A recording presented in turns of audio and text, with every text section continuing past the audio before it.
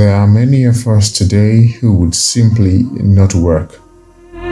Work is often seen only as a means to earn or to climb the social ladder. Some of us even see work as some sort of cosmic punishment. But when we look at the Virgin Mary, we are reminded that labor has a deeper meaning.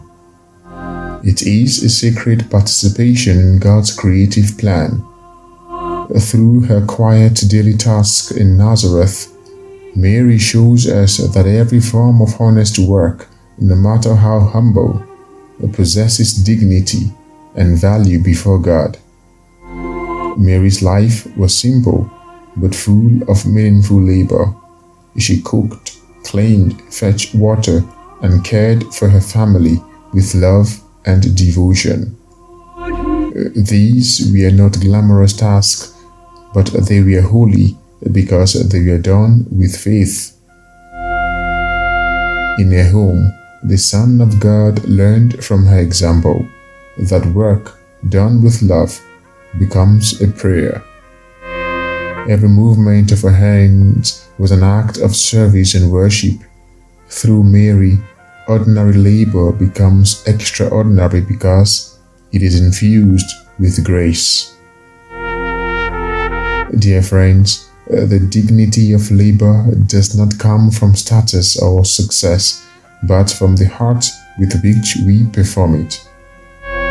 Mary shows us that even the most hidden or unnoticed work can be an offering to God.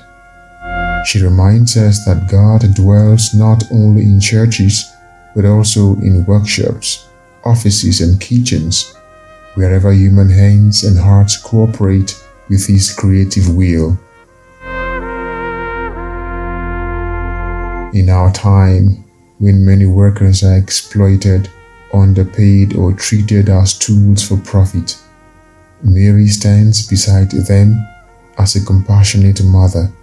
She dignifies the worker, reminding the world that every person who labors contributes to the building of God's kingdom.